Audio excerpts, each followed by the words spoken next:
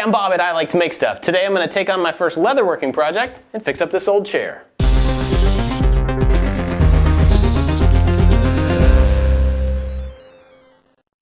For a long time, I've been wanting to try my hand at leatherworking, but I just haven't had the right project. Luckily, my wife found this director's chair on the side of the road, and it works just fine. It's in pretty good shape, but it doesn't have the piece that goes across for your back or for the piece that you sit in. So we're gonna remake those two things out of leather. Luckily, this video is sponsored by Weaver Leather, and so they're gonna provide us the leather and the tools and a bunch of videos that I can look at to learn all the techniques I need to make this happen. Let's do it. I'm gonna start making the seat piece first. Now it's gonna be a single piece of leather that's gonna roll over on itself and slide into this little slot, go across the seat, and then the same thing on the other side. So to figure out how long this piece needs to be, I'm taking a scrap and rolling it over on itself and figuring out how thick it needs to be to slide in the slot and stay. And then once I've got it in the slot, I can mark the outside of it with a pencil. And then that shows me how much extra I need to have to roll over so that it'll stay in here. Weaver sent me this really big, really pretty piece of leather, so I'm gonna just cut it down into a usable piece that's a little bit oversized for what I think I need.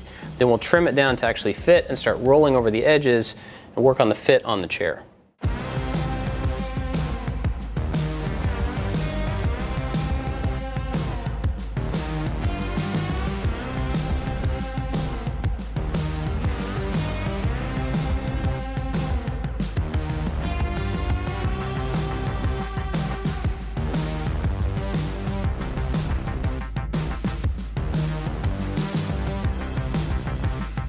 To start rolling over these edges, I want to thin them out just a little bit. I'm going to try a tool called a groover, and it has a little end here that will cut a small groove in the backside of the material to thin it out just in a little bit. That'll help me fold it over. It also has a guide that's adjustable off the side, so you can decide how close you want this groove to be to the outside of the leather. You can change this to change that distance. All of these tools are new to me, so I'm trying them all out on some scrap before I use them on my final pieces. I wanted to point out that the two different tips for this particular tool, this one makes a little line, but it doesn't actually cut anything away. This one has a little cutting head on it and actually takes away leather. If I run this along the outside and use that as a guide, you'll see that it actually pulls away a little piece of leather, so it's cutting that. But this one just kind of pushes down and makes a line. I tested this on the front piece of the leather and it works really well. It takes away a little groove. On the back side, it doesn't do as well, so I'm not gonna worry about that. On my final piece, I think I'm just gonna cut some small grooves on the front side of the leather, really close to the edge, just to thin it out so I can fold it over.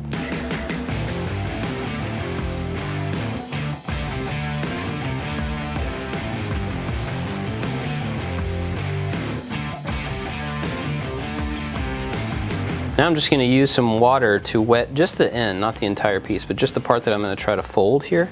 You don't have to put a whole lot of water on, it seems to bend pretty easily. You just want to let it soak for a minute, add a little bit more after it soaks in, and then within a couple of minutes it's pretty pliable.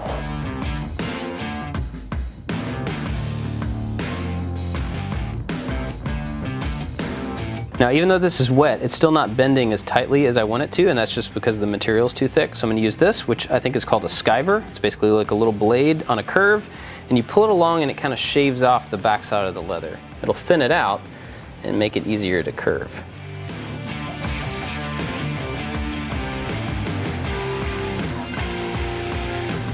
I was also kind of intrigued to find out that you can actually just sand it.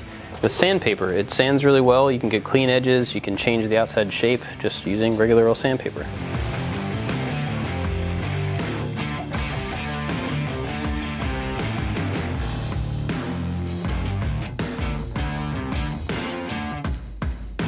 I'm using this barge contact cement, and the way contact cement works is you put it on two different surfaces and let those dry for just a couple of minutes. And once they dry a little bit, you stick them together and that makes the strong bond. If it's not on both sides, it's not going to be that strong.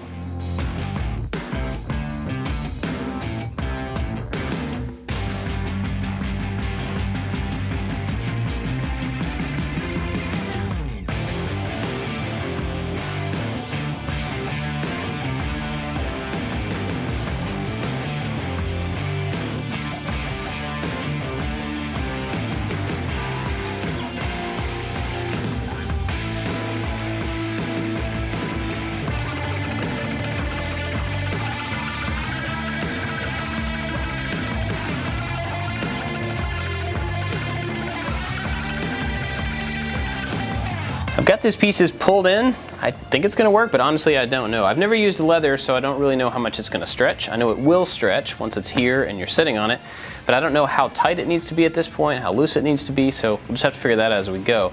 I am gonna leave it in these slots while it dries out to hold that shape even more. That'll help with the gluing, and if I need to, when I pull it out, I can always run a stitch along that just to reinforce it. I'm also gonna mark on here where I need to trim it off so that when I pull it out, I can cut it to size. While we're waiting on that to dry, we'll start working on the back piece. Now the back piece definitely has to be sewn because you're gonna be leaning on it. It's gonna have a lot of force on it going back. So we'll sew it around each one of these poles. And I did a little bit of testing just to see if I could figure out how to make this happen. I took a scrap, got it completely wet, and then wrapped it around one of these pieces and held it to the shape with some clamps. That's worked out really well. It held that shape perfectly well, and then I went back and just sewed them together.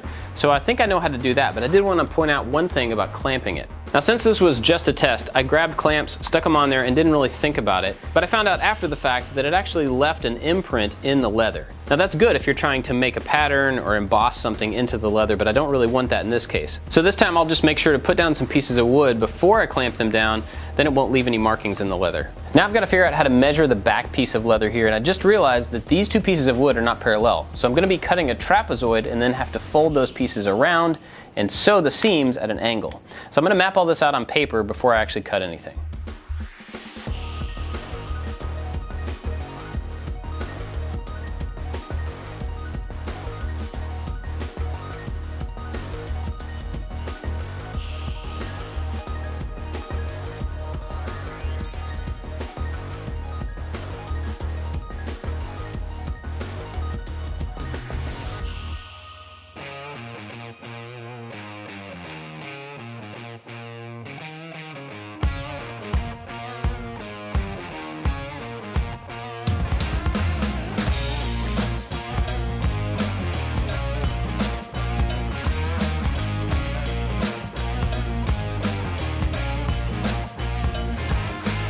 I've cut out this template and I just did it out of like butchered paper, and if you wanted to reuse a template, this would not be the right stuff. You'd want to use something thicker because this is really lightweight and will probably tear. But at least I can get it taped down, I can trace the outside of it, and then I can cut it out of the leather.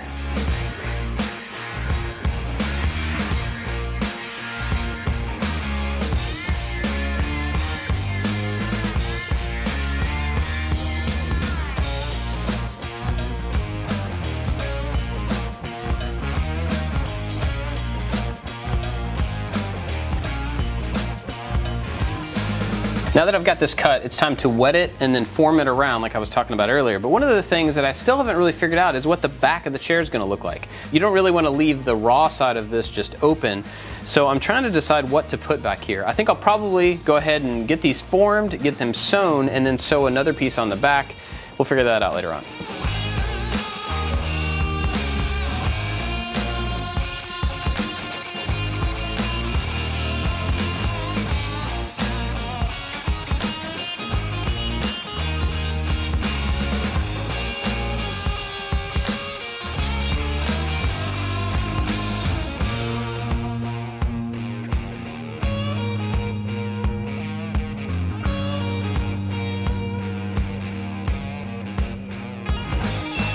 The leather's dried out overnight, so I'm gonna go ahead and take it out of the clamps, and then we'll figure out how to trim it and sew it together.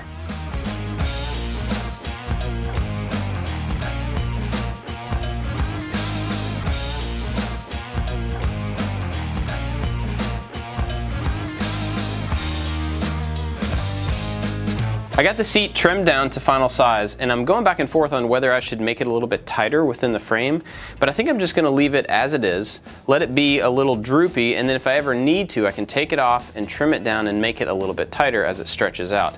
I don't have any idea how much this is going to stretch, so it'd probably be better just to wait and see. In the meantime, I'm going to go ahead and finish this up, clean up the edges, and then go ahead and dye this piece. I swapped out the tip on this tool, and I'm going to go back and just make a little decorative line along this edge. I'll do it on the front and the back. You could continue to do that as many times as you want if you wanted to make a pattern, or if you're going to put stitching in here, this is a good way to give you a line to put your stitching on. I'm just going to use it as a decorative element here though.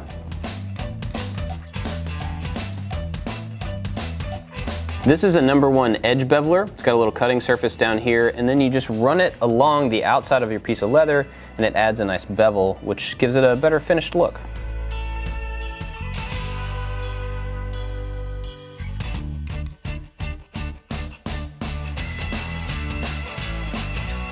Now I'm gonna dye this leather, and I've only tried this once before, so I don't really know what I'm doing, but it looks pretty straightforward from the videos I've watched on Weaver's site. I've got this dye here, this is a walnut, and I'm just gonna pour, not too much, but I think I'll need a decent amount in here. I can always add more. And then I'm gonna use a foam brush. Try to get the biggest foam brush I can find, so I'm covering the most amount of area at one time, and just trying to quickly cover all of the area without overlapping too much, and get a consistent cover, and then come back and do it again.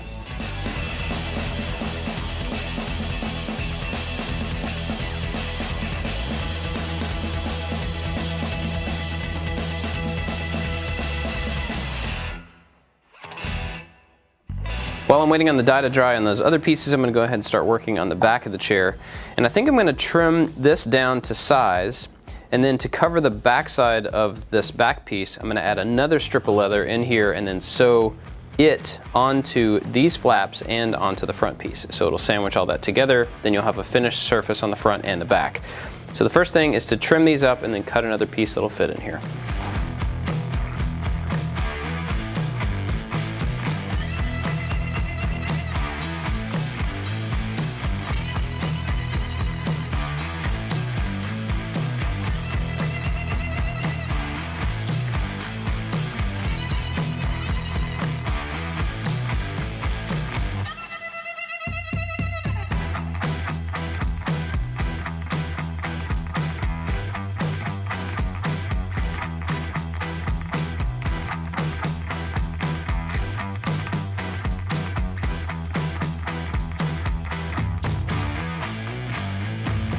I went ahead and marked where these are going to end up going so that I know where to put them once I've got the contact cement on them. So I'm going to put some cement on the underside of this piece, down on the backing, and that'll lay down there. But I'm also going to cover this entire section and the other piece so that they will completely stick together and last over time.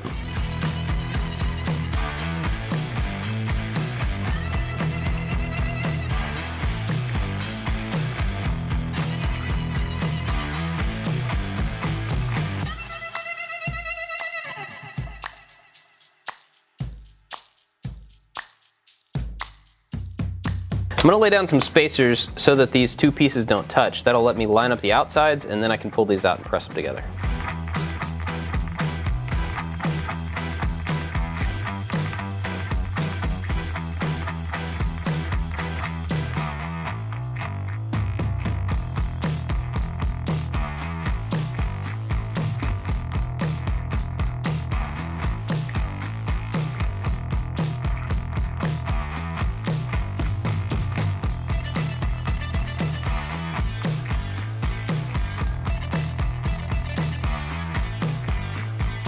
This actually fits on really well, and originally I was planning on putting this panel on the back, but it actually looks a lot better to have it on the front. So now that this is pretty much done, I'm going to take it off, clean up the edges, do the detail work like I showed you earlier, and then dye this piece. Then we'll talk about stitching up these sides to reinforce them.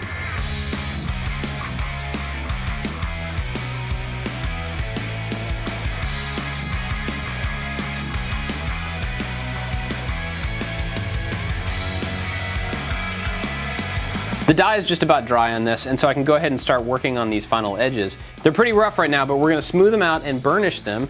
We're going to use gum tragacanth for that. Now you lay this down over the rough edge with a little dauber, then you come back with a burnishing tool and burnish it up. It'll get nice and smooth and shiny.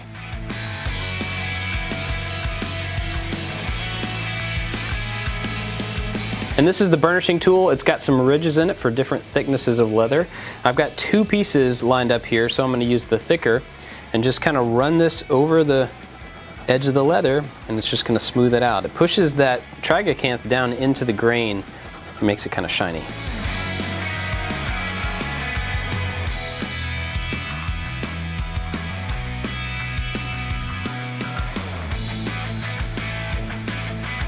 You can see the difference here. This has the tragacanth on it and has been burnished, and it's nice and rounded and kind of smooth and shiny. This I haven't done anything to, and you see all the fibers of the grain. And eventually this will start to tear out a little bit, I think. So having it burnished will keep it in better shape longer.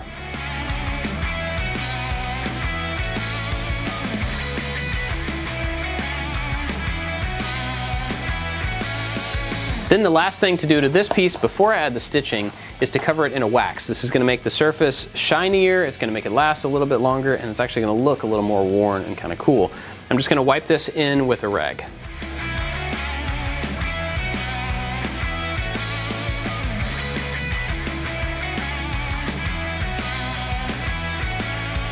Now that all the burnishing is done, this piece is finished except for a stitch. I want to put a stitch right down each one of these sides just to reinforce that, because there's going to be a lot of pressure leaning on this over time, and it'll be a nice added detail to this whole thing that's all one color right now.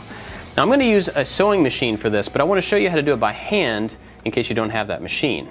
I just want to show you this really quickly, but there are some great videos on the Weaver Leather website that show you tutorials on how to do all the stitching by hand. Basically here I'm using the same tool that I've already used to draw a little line, and that just gives me a reference line that I can put holes in for the stitching. Now Weaver has these little stitching chisels, and you can line them up easily within that groove that you just made. A couple of hits, and that makes holes all the way through the leather. Now they're kind of small, but they're definitely there. So once you do this on two pieces, if you use the same guide, you have the same distance off the side, you can line the pieces up, and then stitch them together through those holes. But instead of stitching this one by hand, we're actually going to use a sewing machine. This is the Cub sewing machine from Weaver Leather. It's a brand new hand crank machine that is super well built. It's really heavy duty, made in the USA. If you've been watching for a while, you may have seen that I have another leather sewing machine that's also a hand crank I got from China. Actually, it just doesn't really work very well. This one is super heavy duty and works great. I just want to give you another example of how this works. I've got two pretty good sized pieces of leather. I'm just going to feed them in here. I'm not lining them up just for the example. Then I'm going to hand crank this and watch how easily these stitch together.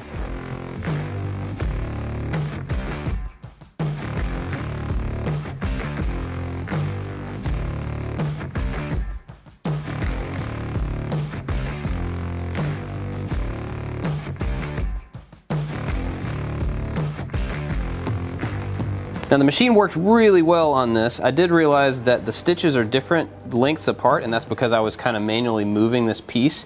It does walk itself, so I just need to make sure not to get in the way of that. But I think on the other side I'll probably get a better result than what I got right here.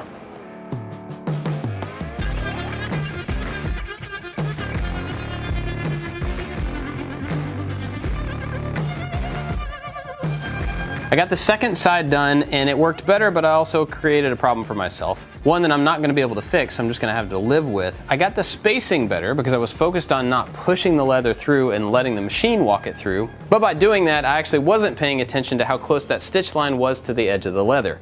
So you see the holes here are actually all the way up on the edge of the leather. That doesn't really do much for strength. It also doesn't really hurt anything, but it doesn't look very good. I corrected it down here without even realizing it, and if I had to do this again, I would definitely move that line in a little bit, so even if it wasn't perfectly parallel to this piece, it wouldn't be like it is now. So I'm not super crazy about this issue, but it's not the end of the world, and since this is my first leather project, I'm willing to live with it. Now I've got both of the leather pieces done, and honestly, they look way better than the rest of the chair. So I'm going to strip this down, repaint it, and then put the whole thing together.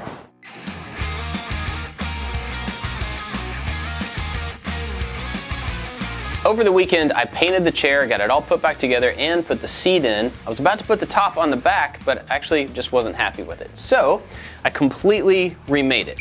I did the exact same process that I did before, but I haven't stitched it yet, and I've got a plan to make the stitching better. On this one, I used this tool to make a little line all the way down that piece.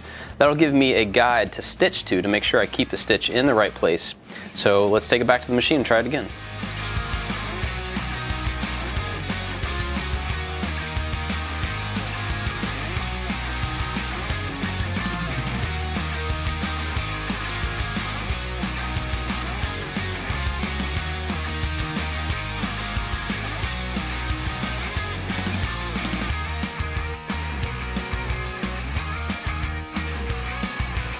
I am super happy with this. It was totally worth the effort. The stitching looks a lot better. It's a lot more even. It's the same distance from this outside edge, and this color actually turned out really nice. Now one cool thing is that the other one I made is still usable. I can just cut off the loops on the end and then cut this down into pieces to make mouse pads or just use for other projects. All right, let's put this thing on the chair and be done.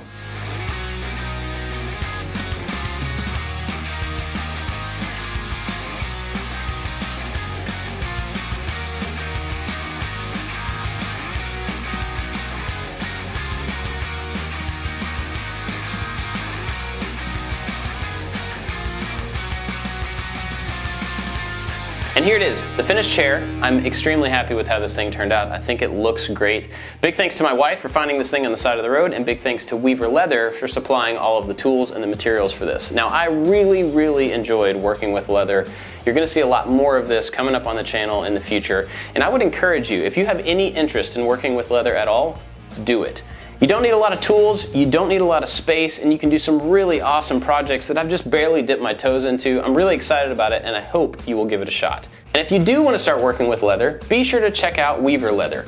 They're awesome people, they've got tons of information on their website, tons of great videos, and can supply you with all the tools and materials you need to get started. I hope you enjoyed this project, and if it gave you some ideas for something that you can do for yourself, I would love to hear about it down in the comments. We've got tons of other types of projects that you also may want to check out, and if you're not subscribed, be sure to do that as well, and don't forget to hit the bell. That's it for this one. Thanks for watching. See you next time. Get back in that box, Cal. Golly. This is my paper ripper. I have voice modulation syndrome!